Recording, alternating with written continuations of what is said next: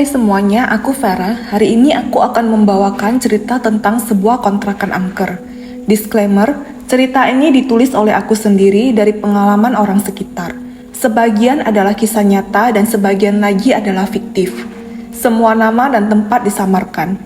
Sebelum kita masuk ke ceritanya, bagi yang belum subscribe, mohon bantuannya untuk klik tombol subscribe dan boleh minta like-nya. Cerita ini bermula dari sebuah kota kecil, kota dengan penduduk yang tidak terlalu padat pada tahun itu, tahun 1997. Sebuah keluarga dengan 2 orang anak perempuan pindah ke rumah kontrakan yang disewakan oleh bos dari suami keluarga tersebut. Sebut saja di sini nama suami dari keluarga itu adalah Pak Randy, istrinya Ibu Fitri, dan kedua anaknya bernama Sasha dan Tasha. Kedua anak ini masing-masing berumur 5 tahun dan 2 tahun. Semua udah beres mah, tutur sang suami pada istri yang sedang membersihkan kamar mereka. Hari ini adalah hari kepindahan mereka di rumah itu, sehingga banyak hal yang harus disusun dan dibersihkan. Mengingat rumah yang mereka sewa ini ternyata sudah kosong bertahun-tahun. Awalnya mereka ragu saat bos sang suami ingin menyewakan rumah ini. Tapi karena keadaan keuangan mereka yang tidak baik-baik saja, mereka pun setuju untuk menerima niat baik bos sang suami. Istirahat dulu, Pak. Mama mau beres-beres baju kita ke lemari. Habis ini baru kita makan, kata sang istri yang sedang fokus mengepel lantai kamar mereka. Rumah mereka terletak di pusat kota dengan jalan besar langsung di depan rumah. Bentuk rumahnya adalah sebuah rumah petak sederhana dengan halaman depan yang tidak terlalu luas dan dipagari, seperti rumah kota pada umumnya. Di halaman depan rumah itu ditanami pohon cemara besar yang sudah tua. Di dalam rumah itu ada 3 kamar.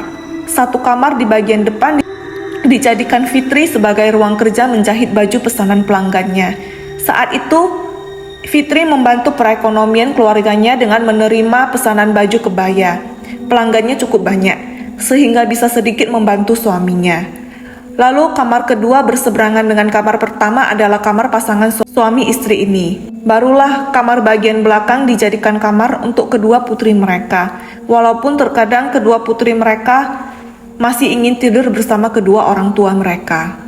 Sembari sang istri menyusun baju mereka ke lemari, Pak Randy mulai mandi karena waktu sudah menunjukkan pukul 7 malam.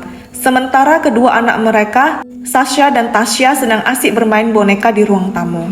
Saat sedang mandi, Pak Randy mendengar ada seseorang yang mengetuk pintu kamar mandinya 2 kali. Dia mengira itu adalah istrinya, sehingga dia menjawab, "Kenapa, Ma? Bentar lagi siap." Tapi tidak ada jawaban dari balik pintu itu.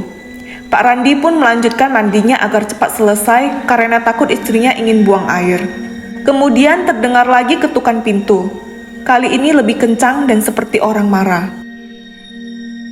Randy yang sama sekali tidak merasa curiga pun segera membukakan pintu kamar mandi, walau matanya masih tertutup sebelah karena lagi keramas. Saat pintu terbuka, tidak ada siapa-siapa di depan pintu. Awalnya dia mengira itu adalah perbuatan usil kedua anaknya, maka dia tidak mengambil pusing sama sekali, memilih mengabaikannya dan lanjut membersihkan sampo di kepalanya. Setelah selesai mandi, Randy yang sudah berpakaian santai berjalan ke ruang tamu dan melihat kedua anaknya asik bermain boneka. "Tadi siapa yang gedor pintu kamar mandi waktu papa mandi?" tanya Randy kepada kedua putrinya. Sasha dan Tasya saling berpandangan dan mengernyitkan dahi. "Gak ada, Pak. Kita dari tadi main di sini, gak ada yang ke belakang," jawab Sasha dengan jujur. "Ah, masa sih? Gak boleh bohong loh, Nak. Dosa loh," kata Randy menakuti kedua anaknya yang memandanginya dengan polosnya. "Benar, Pak. Ya kan, Tasya?" jawab Sasha sambil mencari pengukuhan. Tasya yang masih berusia 2 tahun belum lancar berbicara, hanya mengangguk tegas. Randy pun tahu bahwa kedua anaknya hampir tidak pernah berbohong. Dia pun hanya mengelus kepala kedua putrinya dan lanjut ke kamar untuk membantu istrinya yang masih berkutat membereskan kamar. "Mah, gantian gih mandinya. Nanti keburu malam. Habis ini kita keluar makan aja ya," kata Randy sambil membantu istrinya memasang spray baru ke kasur mereka. "Iya, Pak, udah capek banget, gak bisa masak lagi," jawab sang istri sambil memegang punggung dan pinggangnya yang terasa capek. "Aku mandi dulu ya, Pak. Itu tinggal dimasukin sarung bantal aja, semuanya udah beres," Iya mah, kata Randi sembari mengambil ahli kerjaan istrinya agar sang istri bisa segera membersihkan diri. Oh ya mah, tadi kamu ada ke kamar mandi? Belum Pah, ini baru sempat ke kamar mandi. Kenapa Pah? Tanya Fitri kembali. Oh enggak kok, cepat mandi mah, jawab Randi sembari menyuruh istrinya segera mandi. Saat memasuki kamar mandi, Fitri melihat barang-barang di kamar mandinya sudah berserakan di lantai. Gayung, botol-botol sabun, dan sampo sudah berada di lantai kamar mandi. Dia mendumel kesal karena mengira suaminya sembarangan meletakkan semua barang-barang tersebut. Karena seperti yang kita tahu, para suami memang senang menambah beban kerjaan para istri. Tapi karena sudah terlalu lelah untuk bertengkar, Fitri memutuskan untuk merapikan kembali barang-barang tersebut dan menganggap tidak ada kejadian apa-apa. Dan seperti rencana di awal, setelah selesai mandi, Fitri memandikan kedua anaknya sekaligus dan menggantikan pakaian mereka dengan yang bersih. Mereka berempat menaiki sepeda motor butut sang suami berkeliling kota mencari makan malam. Sasa duduk di depan dan Tasya yang masih kecil duduk di tengah antara Fitri dan Randi. Hal seperti ini lumrah di kota kecil, apalagi di tahun segitu. Setelah berkeliling beberapa lama, mereka menemukan warung nasi goreng dan mampir di sana untuk makan.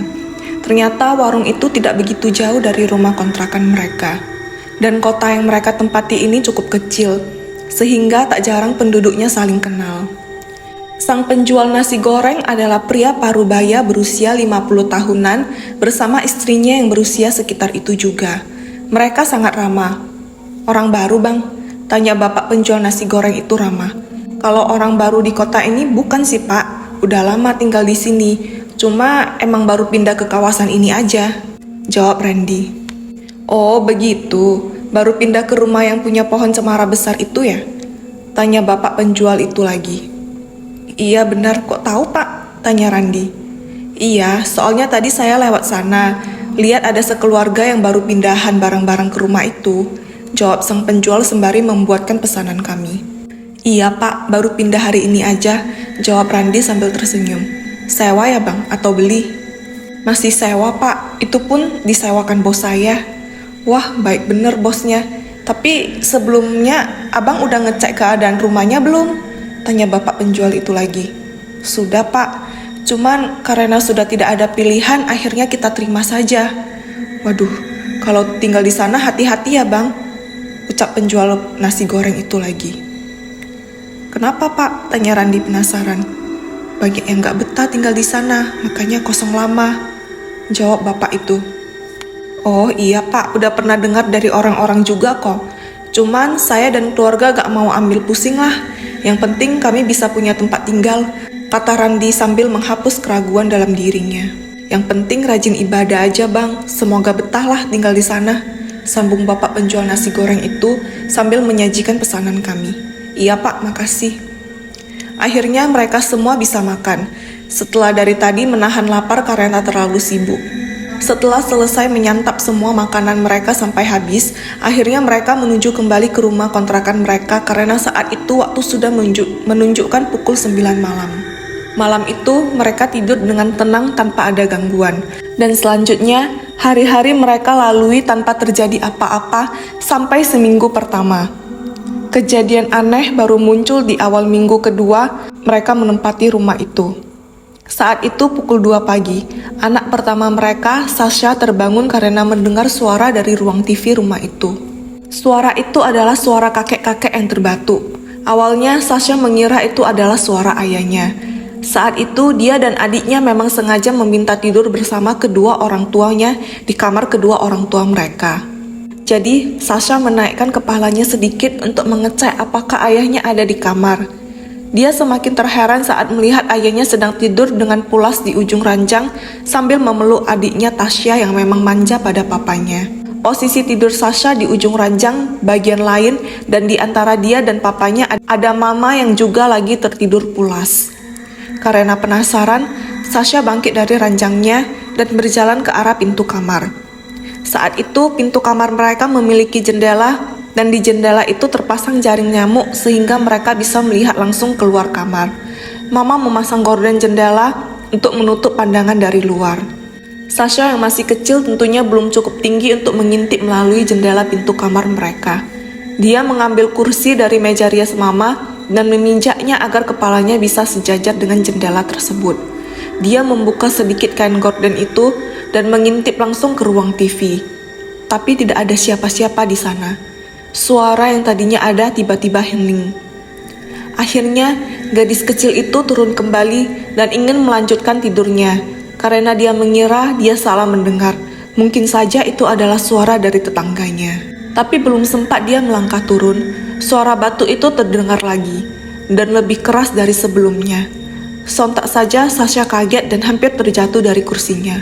Untung saja dia sempat memegang balok pintu yang menyembul. Sasha kembali membuka sedikit gorden kamarnya untuk mengecek lagi, dan lagi-lagi tidak ada siapa-siapa. Akhirnya dia tahu bahwa suara yang dia dengar bukan suara manusia. Dia segera melompat turun dari kursi dan bergegas naik ke tempat tidur, lalu menyelimuti semua tubuhnya dengan selimut. Di saat itu, suara tersebut masih ada, suara batuk kakek-kakek yang terdengar sakit parah. Tapi sekarang suara itu bertambah. Ada suara orang menggunting kuku. Tidak lazim saja jam 2 pagi ada yang menggunting kuku. Suaranya masih sama berasal dari ruang TV rumah itu, bukan dari tetangga sekitar. Suara gunting kuku itu cukup lama, seakan-akan banyak sekali kuku yang digunting. Saat itu, Sasha kecil belum tahu menghitung waktu. Dia tidak tahu pastinya berapa lama. Hanya saja cukup lama. Kemudian suara itu berganti menjadi suara seseorang yang berjalan bolak-balik ke dapur dan ruang tamu sambil memakai sandal jepit, dan langkahnya diseret tapi jalannya cepat. Suara-suara itu terus ada sampai entah jam berapa, dan Sasha baru bisa tertidur setelah suara itu hilang. Dia tidak berani membangunkan kedua orang tuanya. Paginya setelah selesai sarapan, Randy bersiap untuk pergi ke kantor. Sasha yang waktu itu sudah masuk TK diantar oleh Randy sembari pergi ke kantor. Tinggallah sang istri Fitri dan anak bungsu mereka Tasya di rumah berdua. Setelah beberes rumah, Fitri mulai mengerjakan pesanan kebaya pelanggannya.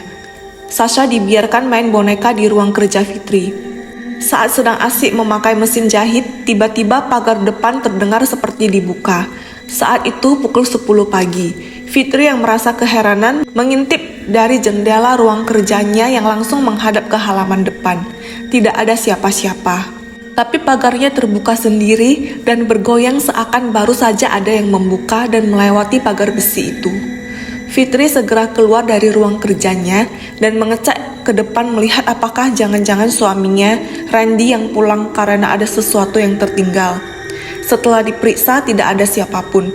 Pintu depan rumah itu juga masih terkunci rapat. Saat itu Fitri berpikir mungkin hanya angin. Mungkin saja saat berangkat kerja tadi, Randy tidak mengunci pagar dengan rapat. Makanya gampang terbuka saat tertiup angin. Itulah hal paling masuk akal yang bisa Fitri pikirkan.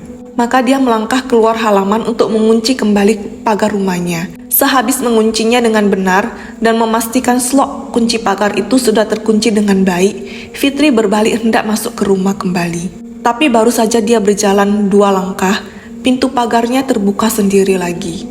Slot pagar itu bergerak membuka sendiri, yang membuat Fitri langsung menoleh ke arah pagar yang sedang terbuka itu.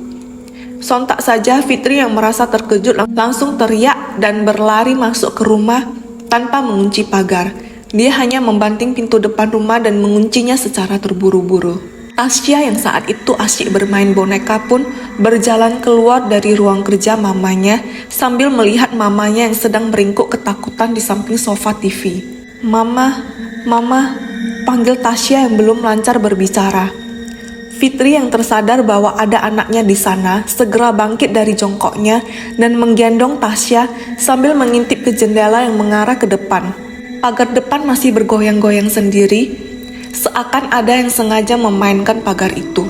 Fitri yang semakin ketakutan memilih menutup semua jendela dan pintu rumah rapat-rapat dan tidak berani keluar. Sampai pada jam 11.30 siang, tiba saatnya dia harus pergi menjemput Sasha. Mau tidak mau, dia harus keluar rumah dan menjemput anak pertamanya itu, sambil menggendong putri bungsunya Tasya. Karena sekolah Sasha cukup jauh dari rumah, tidak bisa ditempuh dengan jalan kaki. Makanya saat itu Fitri memanggil beca untuk mengantarnya ke sekolah putrinya. Beca yang mengantar Fitri saat itu adalah bapak-bapak parubaya berusia 50 tahunan. Baru pindah ke rumah itu, Bu? Tanya bapak beca tersebut di perjalanan menuju ke sekolah. Iya, Pak, jawab Fitri sopan. Kok berani, Bu? Emangnya kenapa, Pak? Tanya Fitri yang semakin penasaran karena sejauh ini sudah ada 2 orang yang menanyakan kenapa dia berani pindah ke rumah tersebut.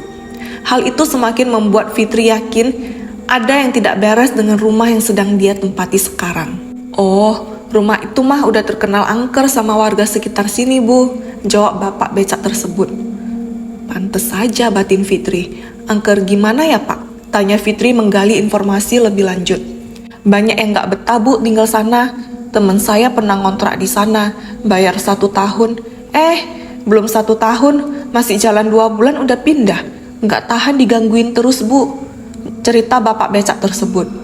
Gangguannya gimana, Pak? Tanya Fitri. Macam-macam, Bu, mulai dari penampakan kunti, pocong, hantu kepala buntung, rame lah, Bu. Maaf, Bu, bukan maksudnya mau nakutin, cuma mau ngasih tahu aja, hati-hati kalau tinggal di sana. Banyak-banyak doa aja, kata bapak becak tersebut. Iya, Pak, makasih infonya, ucap Fitri. Singkat cerita, Fitri menjemput Sasha dan pulang ke rumah. Dia menyuapi kedua anaknya sekaligus. Saat itu tidak ada hal aneh yang terjadi. Fitri menguatkan hatinya dan percaya bahwa dia masih ada Tuhan. Jadi hal seperti itu tidak perlu ditakuti. Dia akan memperbanyak ibadahnya. Kebetulan keluarga Fitri adalah penganut agama Buddha. Sorenya hampir pukul 6, Randi tiba di rumah. Sang istri menyambutnya dengan menyiapkan makan malam. Setelah makan dan mandi, Randi duduk di ruang TV menonton acara berita yang ditayangkan salah satu stasiun TV nasional. Fitri yang melihat suaminya sedang bersantai, mulai menceritakan kejadian yang dialami tadi siang. Randi tampak terkejut, tapi dia tidak mau menunjukkan kekhawatirannya kepada istrinya. Dia hanya menenangkan istrinya dan mengatakan akan memanggil suhu untuk mendoakan rumah itu dan membersihkan rumahnya. Karena memang sedari pindah, mereka tidak mengadakan syukuran apapun karena pindah secara terburu-buru. Hari-hari berlalu, mereka sekeluarga tinggal di sana dengan gangguan-gangguan kecil yang masih bisa ditoleransi. Seperti ketukan pintu dari luar kamar mandi, tapi setelah dibuka tidak ada orang, dan anak sulung mereka yang setiap dini hari mendengar suara kakek-kakek terbatuk, suara langkah kaki dengan sendal, dan suara orang memotong kuku, selalu tepat di jam 2 dini hari. Randi sudah menghubungi suhu yang dia kenal, hanya saja beliau masih ada urusan di kota, hingga harus menunggu 1 minggu lagi. Mau tidak mau, mereka sekeluarga harus bersabar. Tasya, anak bungsu mereka, akhir-akhir ini sering menangis ketakutan sambil menunjuk beberapa titik ruangan. Saat ditanya kenapa, Tasya yang belum lancar berbicara hanya bisa bergumam, "Momok, momok." Hal itu semakin membuat Fitri khawatir dengan keadaan rumah mereka. Tapi dia tidak punya pilihan selain menunggu suaminya membawa pemuka agama untuk mendoakan rumah itu. Dini hari jam 3, Fitri terbangun karena saat itu dia terbatuk keras hingga membuatnya mau tidak mau harus mencari air minum untuk melegakan tenggorokannya. Dia pun bangkit dari ranjangnya untuk ke dapur mengambil air sekalian untuk buang air kecil. Dilihatnya semua keluarganya sedang tertidur lelap. Dia pun pergi sendiri ke dapur dan menuangkan air minum yang ada diceret ke dalam gelas lalu meneguknya. Setelah selesai, dia mencuci sebentar gelas yang dia pakai tadi. Saat sedang mencuci ini, dari arah samping belakang ada suara laki-laki yang bertanya, "Cuci piringnya?" Refleks Fitri menjawab iya, sambil melihat ke samping. Awalnya dia mengira itu adalah suaminya, walau tidak mirip, karena laki-laki di rumah itu hanya suaminya. Suara yang berbicara padanya tadi itu terdengar dalam dan sudah sangat tua. Saat berbalik itulah Fitri melihat di sana berdiri sosok laki-laki tanpa kepala. Darah mengucur deras dari lehernya. Baju yang dipakai pria itu sudah kotor karena dialiri darah dari leher dan sekujur tubuhnya. Sosok itu kemudian berjalan mendekat. "Tolong, pasangkan kepalaku," Ternyata di tangan kanannya dia menenteng kepalanya yang juga bercucuran darah. Mata kepala itu melotot marah, seakan-akan ada dendam yang masih belum terbalaskan. Langkah pria itu gemetar dan pelan, perlahan-lahan mendekati Fitri. Fitri yang melihat itu sontak menjatuhkan gelas yang dia pegang ke wastafel. Untungnya gelas itu tidak pecah. Fitri ketakutan setengah mati, tapi saat itu kaki dan mulutnya tidak dapat bergerak. Fitri hanya bisa menangis tanpa suara melihat sosok itu terus-menerus mendekatinya. "Tolong aku, kenapa tidak ada yang nolongin aku?" tanya sosok itu lirih. Tiba-tiba kepala yang ditenteng sosok itu tersenyum ke arah Fitri. Senyumnya sangat menyeramkan. Sosok itu mendekatkan kepala yang dia tenteng ke wajah Fitri. Fitri yang sudah tidak bisa bergerak, jantungnya semakin berpacu kencang hingga dia sanggup berteriak kencang dan pingsan. Randi yang tersontak bangun mendengar suara jeritan, segera mencari keberadaan istrinya dan menemukan istrinya sedang tergeletak pingsan di dapur. Dia segera menggotong tubuh istrinya ke sofa dan berusaha menyadarkan istrinya. Fitri pingsan cukup lama, hingga pukul 5 pagi dia baru sadar. Selama itu juga Randi tidak bisa tertidur dan menjaga istrinya karena khawatir. Saat terbangun, Fitri menjelaskan apa yang terjadi tadi subuh. Randi mendengarkan dengan serius, tapi dia tidak bisa berbuat lebih banyak. Kemudian Randi teringat dengan teman kantornya yang cukup mengerti hal-hal mistis. Maka dia memutuskan untuk membawa teman kantornya ke rumah dan melihat apa sebenarnya yang ada di rumah itu. Maka beberapa hari kemudian datanglah teman kantor Randi yang bernama Edo. Randi dan Edo cukup dekat dan berteman baik sudah lama. Tidak jarang mereka saling ke rumah masing-masing. Edo adalah orang yang dikaruniai indera keenam. Dia mampu merasakan dan melihat hal-hal tidak kasat mata. Saat menapakkan kaki ke halaman rumah Randi, Edo tertegun sekejap dan melihat sekeliling rumah itu dengan pandangan ketakutan. "Kenapa, Do? Ayo masuk," ucap Randi sambil membuka pintu dan melepas sepatu kerjanya. "Oh, enggak apa-apa, Ran.